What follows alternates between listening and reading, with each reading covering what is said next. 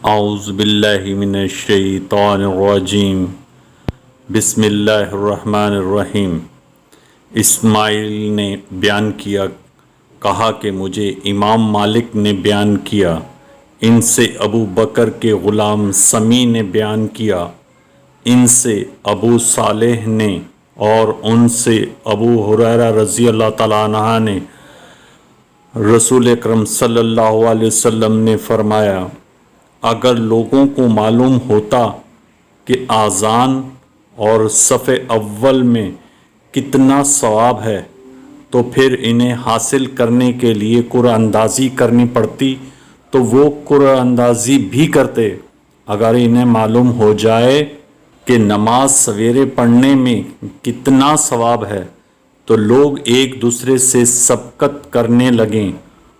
اور اگر انہیں معلوم ہو جائے کہ عشاء اور صبح کی کتنی فضیلتیں ہیں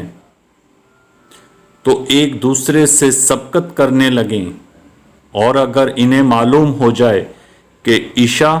اور صبح کی کتنی فضیلتیں ہیں تو اگر گھٹنوں کے بل آنا پڑتا تو پھر بھی آتے۔